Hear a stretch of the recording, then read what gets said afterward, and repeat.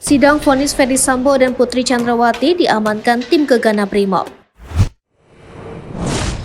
Terdakwa kasus pembunuhan Brigadir J, Ferdy Sambo dan Putri Chandrawati akan menjalani sidang vonis di Pengadilan Negeri Jakarta Selatan Senin 13 Februari 2023. Kasih Humas Polres Metro Jakarta Selatan AKP Nurmadewi mengatakan, pihaknya menyiapkan tim Gegana Brimob Polri pada sidang vonis tersebut.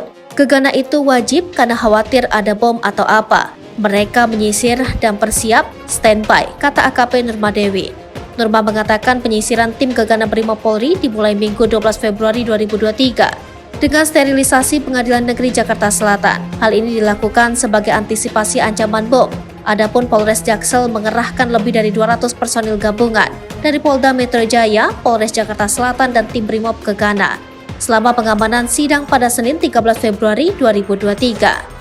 Sebelumnya, terdakwa kasus pembunuhan berencana Brigadir Nofriansyah Yosua Huta Barat, Ferdy Sambo dan Putri Chandrawati akan menjalani sidang vonis pada 13 Februari 2023. Kedua terdakwa ini akan menjalani sidang vonis pada hari yang sama.